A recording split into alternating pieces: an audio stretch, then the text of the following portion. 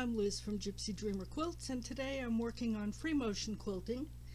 And recently I got this gorgeous pattern with butterflies designed to use for applique. I'm not a real big applique person, however, I do like to put fun designs on my quilts.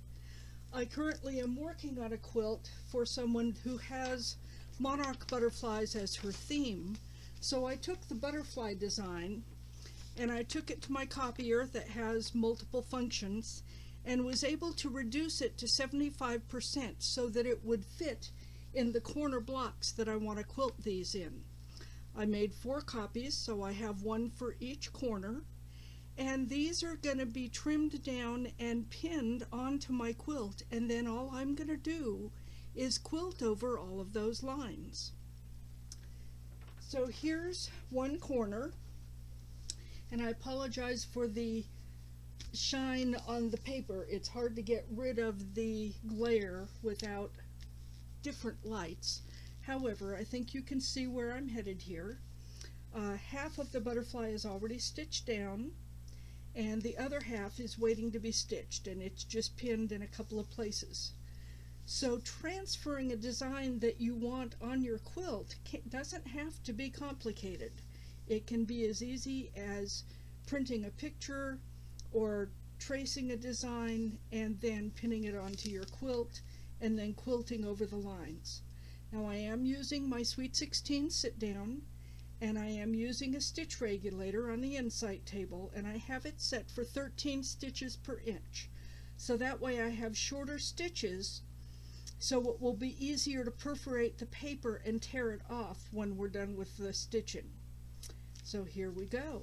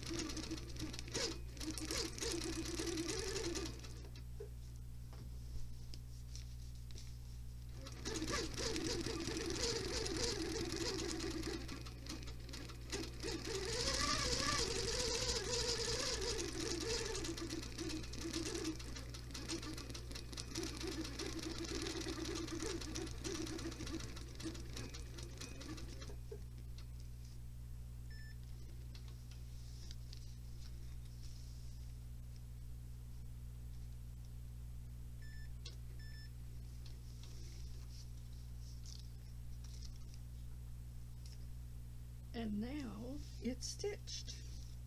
And the next process involves taking the papers themselves and removing them from the design so that all you have left is the stitching. And so I'll start here and show you a little bit of that process. And I'm just kind of creasing those papers along the edge where they were stitched, and that will help them perforate a little bit better.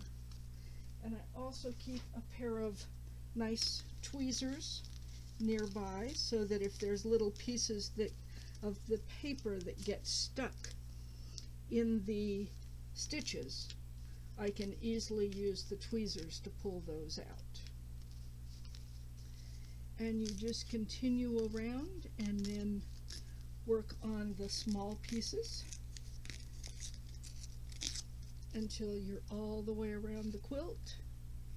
And now here I might actually lift this piece up and loosen this edge, and there's a little piece that needs to be torn off so that it's free to be pulled up, and that edge is free all the way over to the top here.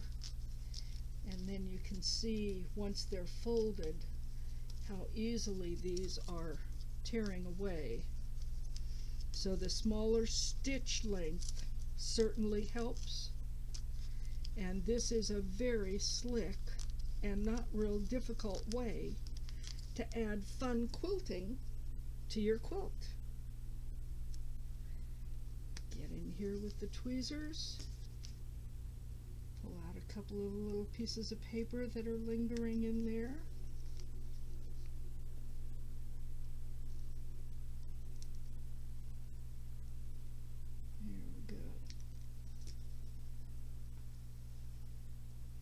And then just continue to work your way around the quilt until all you have left is the stitching. It makes it easy, it makes it fun.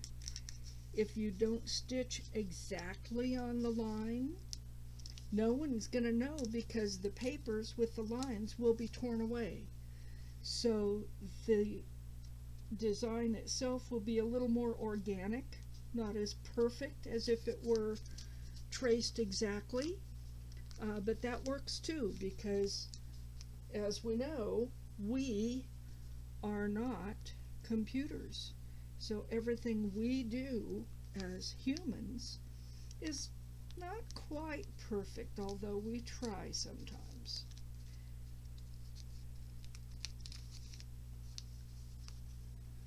As you can see, I'm getting pretty close to having this part of the wing picked away. There's a piece of paper that I'm going to pluck out with the tweezers.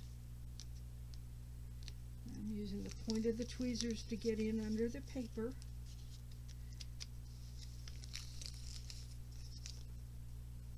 And it really is pretty easy to pull it away.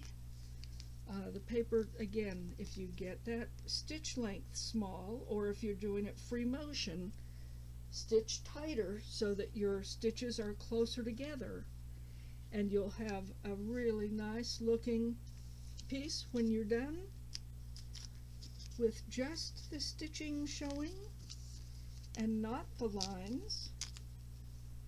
And you'll have, in this case, a really cool butterfly.